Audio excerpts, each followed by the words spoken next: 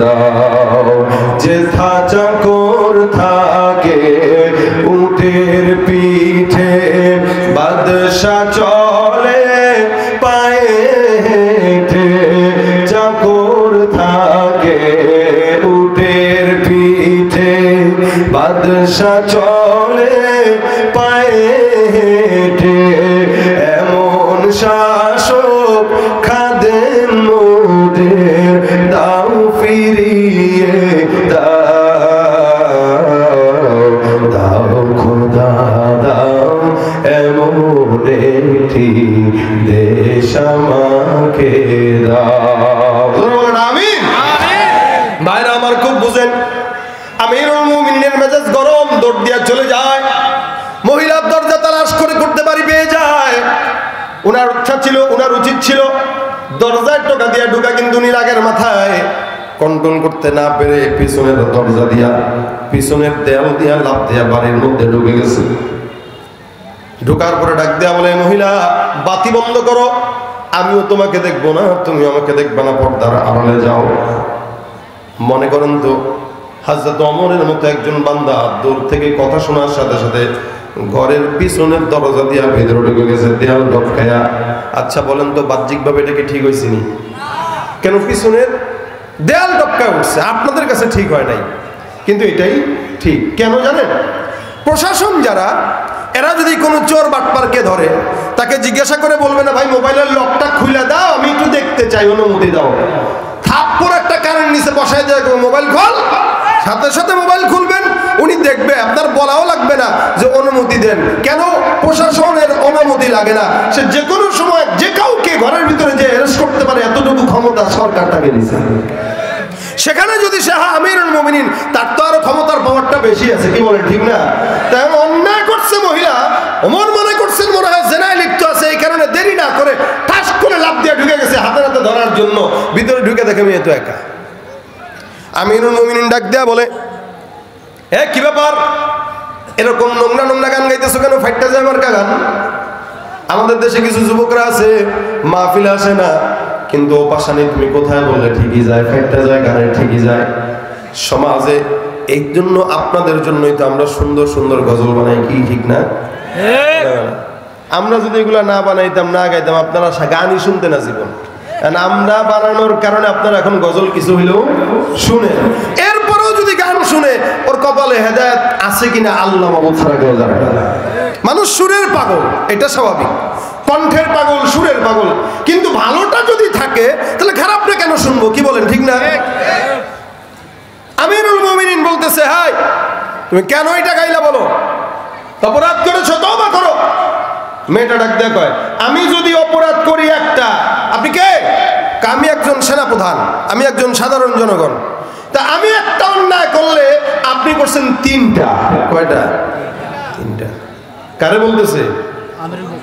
ওমরকে বলতেছেন, যার ব্যাপারে নবী বলেছেন যে লাউ কানা বা'দি নাবিয়্যুন লাকানা ওমর ইবনুল খাত্তাব, আমার পরে যদি কোন নবী কেউ হইতো সেটা কে হইতো? ওমর হইতো।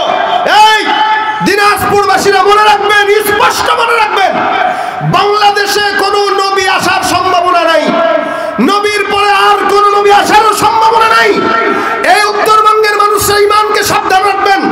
আমাদের এই দেশের আপামর সাধারণ জনগণের ইমান নষ্ট করার জন্য মির্জা গোলাম আহমদ কাদিয়ানীর বাচ্চারা আপনাদের ইমান ধ্বংস করার জন্য গোপনে গোপনে তারা তাদের নবীকে শেষ নবী হিসেবে প্রমাণ করতে চায়। এরা শেষ নবীকে নবী মানে না।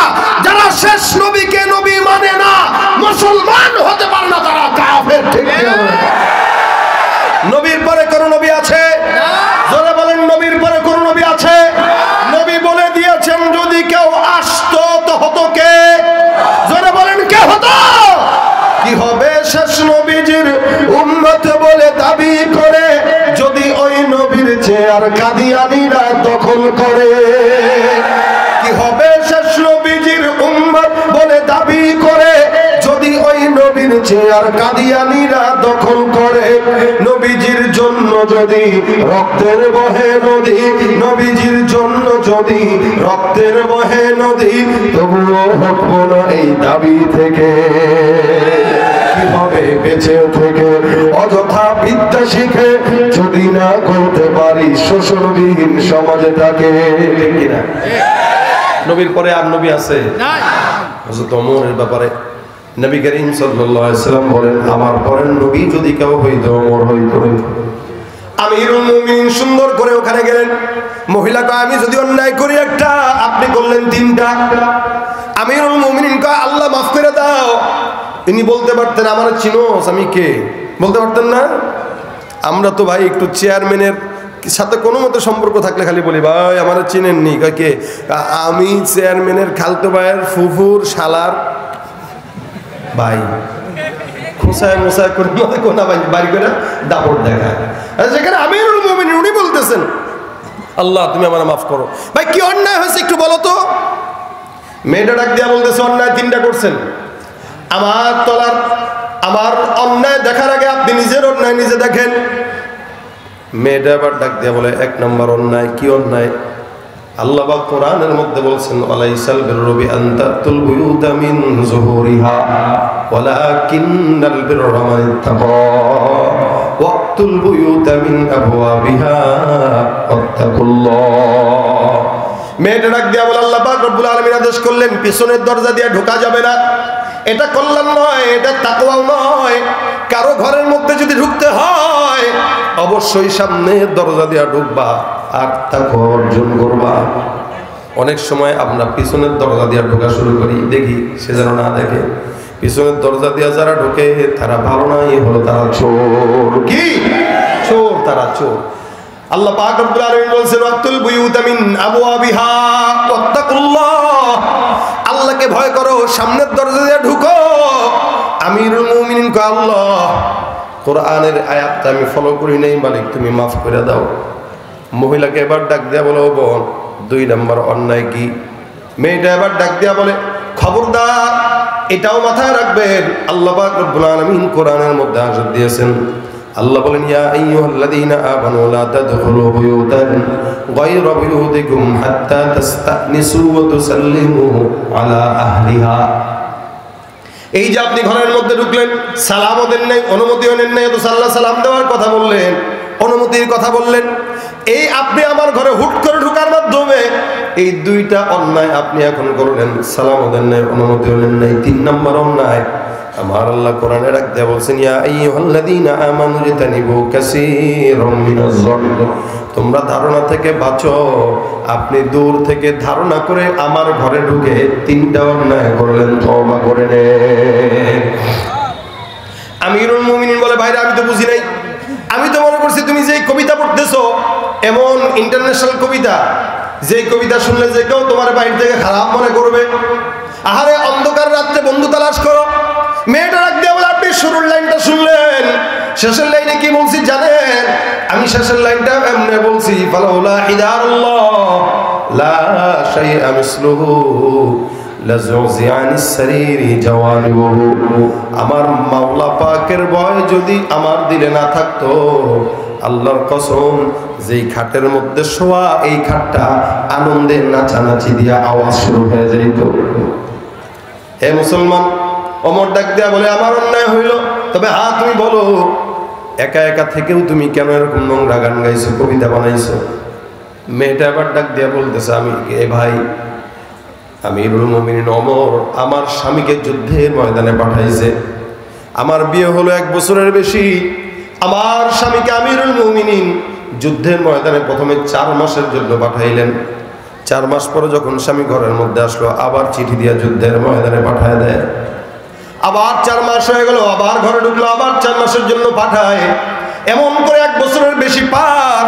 আমি আমার স্বামী ছাড়া 1 বছরের বেশি একটা মহিলা আমি এই জায়গায় আছি। আপনি বুঝবেন কি একটা মহিলার কি কষ্ট স্বামী ছাড়া, এটা আপনার বোঝার ক্ষমতা নাই। আমিরুল মুমিনিন কয়, ইন্না লিল্লাহ। মনে মনে বলা, আহারে আমার জন্য একটা মহিলা কষ্ট পাইতেছে, ঘরের মধ্যে কান্না করতেছে। দৌড় দিয়া বাড়িতে চলে যায়। ফজরের নামাজের পরে মেয়েকে ডাক দিয়ে বলে, ও মা, একজন মেয়ে তার স্বামীকে ছেড়ে কয়দিন থাকতে পারে? মেয়ে ডাক দিয়া বলে, হুজুর একটা মেয়ে সর্বোচ্চ 4 মাস একজন স্বামী ছাড়া থাকতে পারে, এর বেশি পারে না। আমিরুল মুমিনিন বাসায় যায় সুন্দর করে এই কথা শোনার পরে রাষ্ট্রে আইন জারি করে দিল, এখন থেকে যারা যুদ্ধের ময়দানে আছো 4 মাসের বেশি যুদ্ধের ময়দানে থাকা যাবে না। মনে রাখবেন, যারা বিদেশে থাকে, বিদেশে কাজ করে, তাদের জন্য ফতোয়া এটাই, নিয়ম এটাই।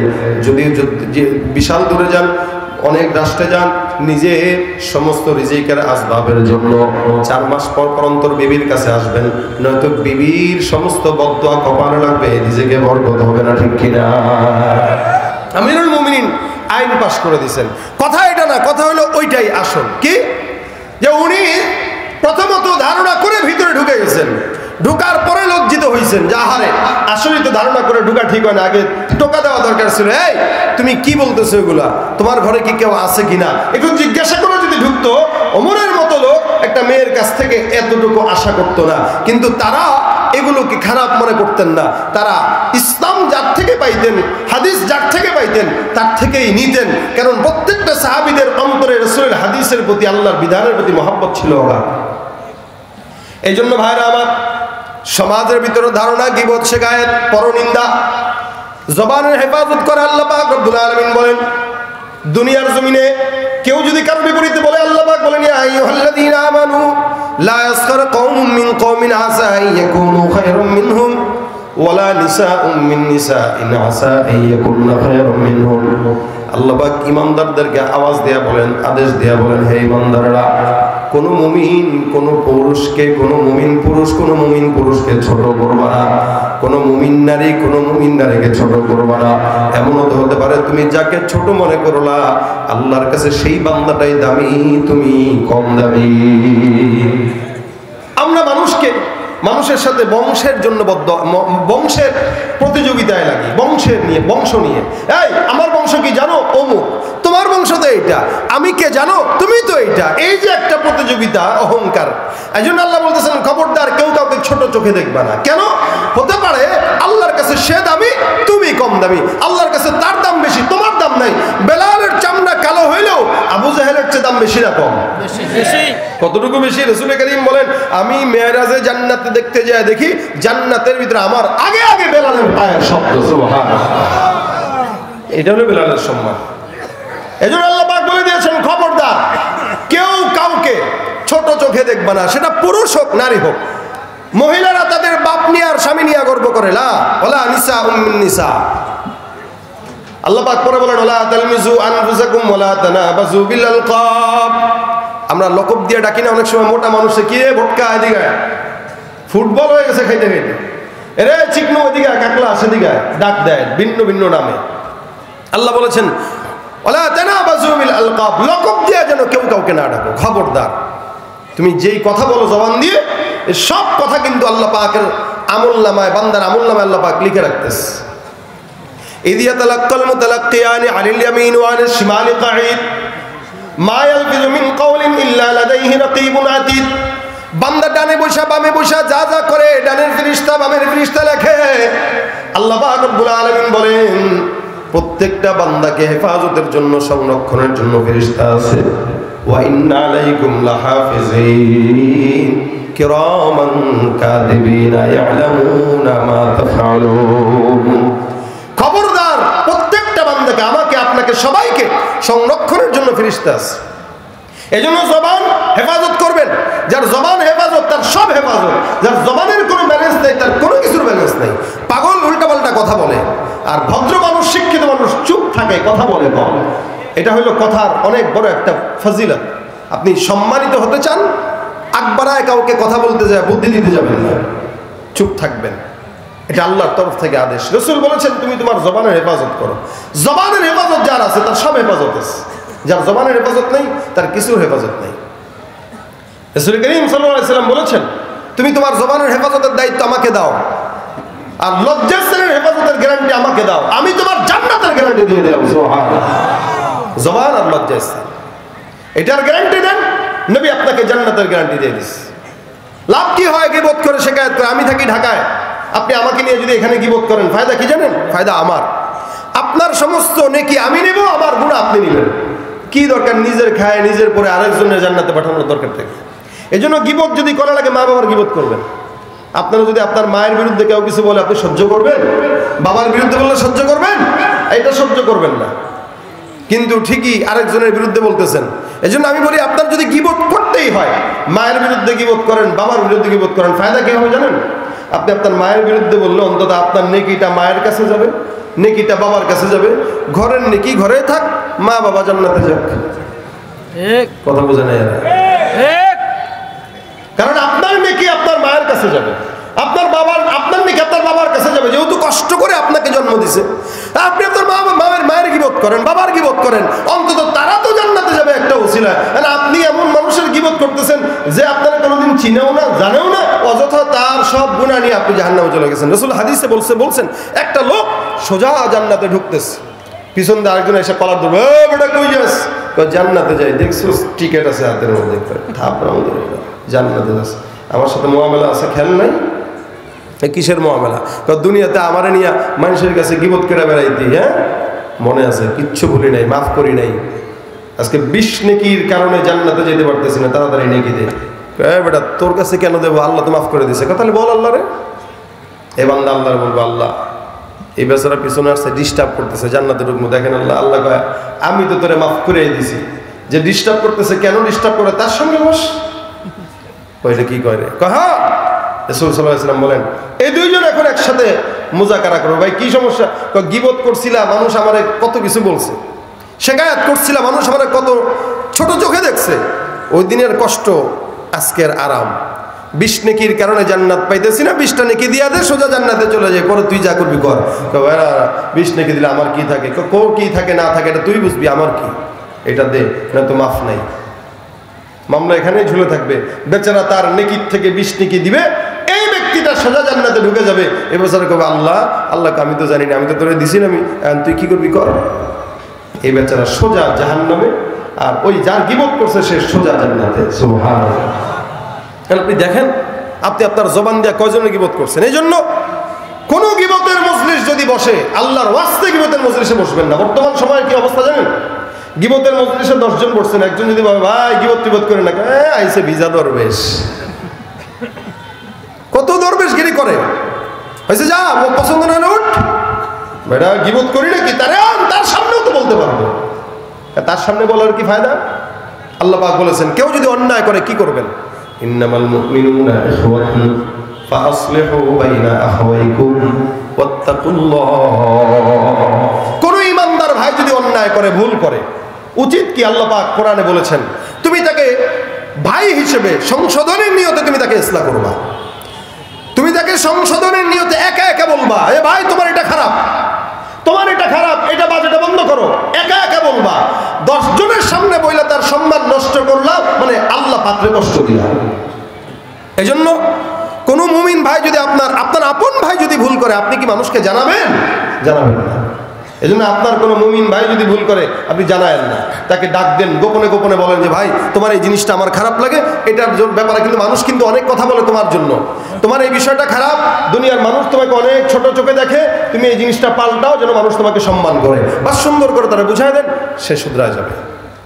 এটাই। হ্যাঁ, যদি গীবত করতে হয় 2 ভাবে গীবত করা যায়।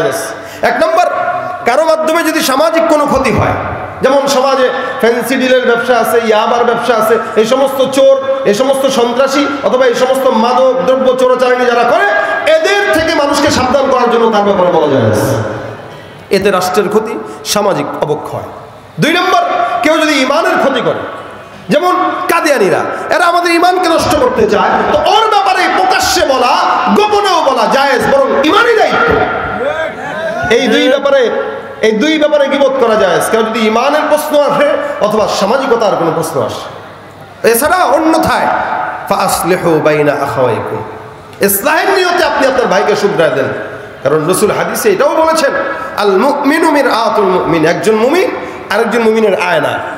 আয়নার সামনে যখন দাঁড়াবেন আপনার চেহারার কালো দাগ দেখা যায়, কিন্তু আয়না কিন্তু কাউরে বইলা বেড়ায় না। এই যদি বইলা বেড়াইতো আমাদের দেশের মহিলারা আটা ময়দা মাইখা সুন্দর হইতে পারতো না। মাখার পরে বাইরে বেরোলে আয়নার সাথে সাথে বলতো, ভাই বিয়ে করার আগে সাবধান, এ কিন্তু মেকআপ বাইরে আছে, আমি দেখছি সাক্ষী। আয়না যদি কথা বলতে পারতো এটা বলতো, কিন্তু আয়না যেভাবে বন্ধ মানুষের দোষ গোপন রাখে। রাসূল বলেন আল মুমিনু মিরআতুল মুমিন, আয়না স্বরূপ মুমিন, মুমিনের জন্য আয়না। যেভাবে আয়না তোমার দোষ গোপন রাখে, তুমি মুমিন হয়ে আরেকজন মুমিনের দোষ গোপন রাখবা, খবরদার। আর কেউ যদি দুনিয়াতে কারো দোষ গোপন রাখে, আল্লাহ নবী সাল্লাল্লাহু আলাইহি ওয়াসাল্লাম বলেন আল্লাহ নিজে কিয়ামতের ময়দানে ওই বান্দার দোষ গোপন রাখবে। আচ্ছা বলেন, গুনাহ করে নাই কে? আছেন কেউ এরকম? প্রত্যেকটা মানুষ গুনাহ করছে। কি দরকার গীবত করে মানুষের কাছে আরেকজনের গুনাহ প্রকাশ করা? কি দরকার? আমি নিজেও তো করছি। আল্লাহ যদি আমার কাপড় খোলা শুরু করে, আমি কি থাকতে পারবো? না আপনি থাকতে পারবেন? এই জন্য কেউ যদি গীবত করে, রাসূল হাদিসে বলেছেন আল্লাহ পাক ওই বান্দাকে যে গীবত করলো, আল্লাহ পাক তাকে একদিন না একদিন ঘরের মধ্যে বসাও হলেও তাকে লাঞ্ছিত করে। ঠিক। এই জন্য ভাইয়ের আমার, আজকে থেকে নিয়ত করেন ইনশাআল্লাহ আর কারো ব্যাপারে কোনো না জেনে মন্তব্য করা যাবে। গীবত করব, কারো গীবত করবো না। মনে করবো এটা আমার আপন ভাই, তাকে ইসলাহের জন্য কিছু বলতে পারি, তাকে সমাধান করার জন্য বলতে পারি, তাকে শুধরে দেওয়ার জন্য বলতে পারি, কিন্তু কখনোই কাউকে কষ্ট দেওয়ার জন্য কোনো কিছু বলা যাবে? কথা বলে না, ঘুমাইতেছেন আপনারা? বলা যাবে? গীবত করব? আজকের মাহফিলে এই যে শুরু থেকে এই পর্যন্ত বয়ান শুনলেন, কেউ যদি এটা নিয়ত করেন যে আমি আজকের মাহফিলের সব কথা আমল করব ইনশাআল্লাহ, তাহলে আজকের মাহফিল কামিয়াব, এটার জন্যই যথেষ্ট। আর যদি না হয় তাহলে মাহফিল কালকে কইরাও লাভ নাই। প্রত্যেকটা মাহফিল থেকে একটা জিনিস করে নেবেন, ইনশাআল্লাহ জীবন পরিবর্তন হয়ে যাবে। এই মাহফিল থেকে আজকের বয়ান থেকে একটা জিনিস নিলেন, কালকে নজরুল ইসলাম কাসিমি সাহেব হুজুরের বয়ান থেকে আরেকটা জিনিস নেবেন। এই দুই দিনের মাহফিলে গরমের মধ্যে বসলেন, আসলেন, দুইটা আমল যদি নিয়ে যায় করতে পারেন, পরবর্তী আরেকটা মাহফিল থেকে আরেকটা জিনিস শুধরাবেন, ইনশাআল্লাহ আল্লাহ পাক কামিয়াবের দান করবে। এবং যে সোসাইটিটা এখানে আছে, এই প্রত্যেকটা সোসাইটির প্রত্যেকটা সদস্য এটা সওয়াব পাবে ইনশাআল্লাহ। আপনারা কি চান এই মাহফিলটা প্রতি বছর হোক? সবাই চান? হাতটা তুলেন তো। সবাই চান? আল্লাহ পাক কবুল করুক, বলেন আমিন। এখন হাতটা একটু পকেটে ঢুকাবেন মাহফিলের জন্য। কারো যদি সামর্থ্য থাকে 500 1000 এই মাহফিলের জন্য একটু দান করবেন। রুমাল নিয়ে অথবা ব্যাগ নিয়ে ভিতরে ছেলেরা ঢুকে যাবে। 500 1000 টাকা যদি কেউ দেন, এখানে নিয়ে আসবেন। আর 10 টাকা 20 টাকা মিনিমাম 100 টাকার একটা নোট প্রত্যেকজনকে দিবেন। 100 টাকার একটা নোট প্রত্যেকেই দিবেন। আর 500 1000 যারা আছেন এরা এখানে দিবেন। উঠাউটি করবেন তো গজল হবে না, আমি শেষে একটা গজল হয়ে যাবো ইনশাআল্লাহ। আপনারা উঠাউটি করবেন, গজল হবে না।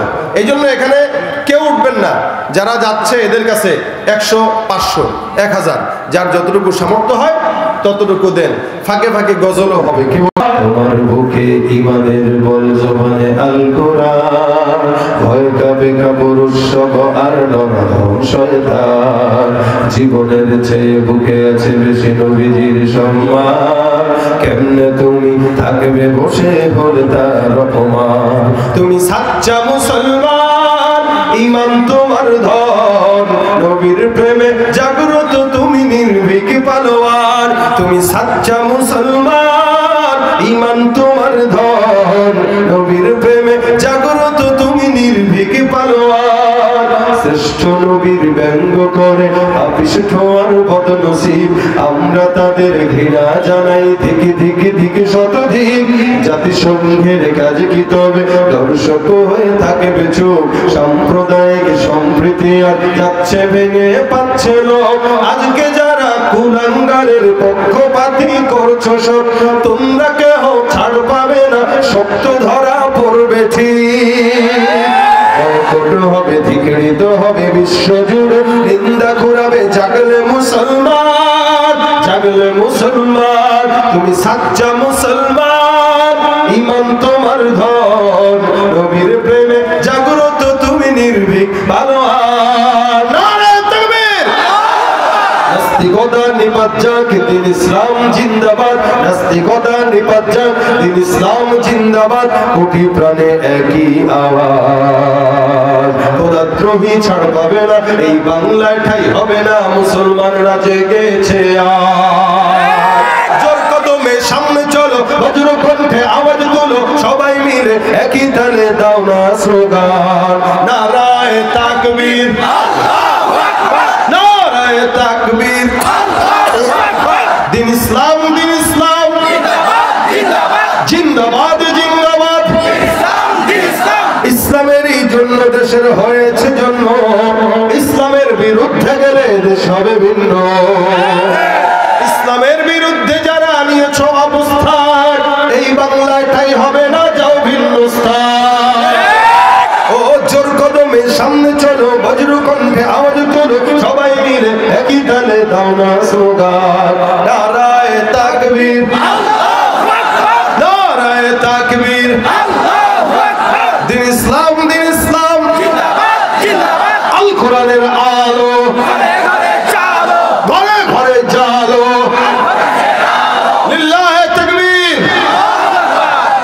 আমাদের সকলকে কবুল করুক, আজকের মজমাকে কবুল করুক।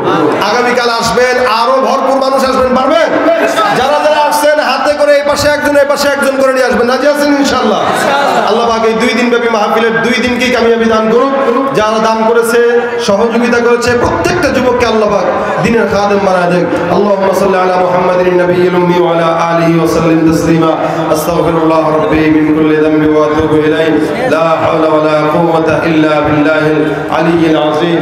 আরেক ভাই হিন্দু ভাই, ভাটার মাস্টার, ও একজন হিন্দু ভাই, উনি ভাটার মাস্টার, উনি 2000 টাকা দিয়েছে, আলহামদুলিল্লাহ বলেন। আমরা সকলে দোয়া করি, আল্লাহুম্মা আনতাস সালাম ওয়া মিনকাস সালাম, তাবারাকতা রাব্বানা ওয়া তাআলা ইয়া যাল জালালি ওয়াল ইকরাম। রব্বানা যালামনা আনফুসানা ওয়া ইল্লাম তাগফির লানা ওয়া তারহামনা লানাকুনান্না মিনাল খাসিরিন। আয় আল্লাহ, আজকের মাহফিলকে কবুল মঞ্জুর করে দাও। যা আলোচনা হয়েছে আমল করার তৌফিক দাও, যা নেমাজ বরকত দান করে দাও। আয় আল্লাহ, বিপদ থেকে আমাদের সকলকে হেফাজত করো আল্লাহ। আজকের মাহফিলে যত যুবকরা আছে আল্লাহ, প্রত্যেকটা যুবককে দিনদার বানায় দাও, নেককার বানায় দাও, পরহেজগার বানায় দাও। আয় আল্লাহ, মেহেরবানি করে আমাদের সকলকে তুমি জান ইমান ঈমান আমাদের রিজিকে হায়াতে বরকত দান করে দাও। আয় আল্লাহ, মা বোনরা যারা আসছে আল্লাহ, তাদেরকে পর্দার বিধান মেনে চলার তৌফিক দান করে দাও। আয় আল্লাহ, যুবকদেরকে দিনদার হিসেবে কবুল মঞ্জুর করে দাও।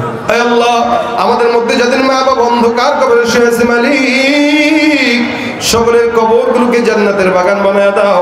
আয় আল্লাহ, যাদের মা বাবা জীবিত আছে, মা বাবাকে সুস্থ ধরে হায়াত দাও, খেদমত করার তৌফিক দান করে দাও।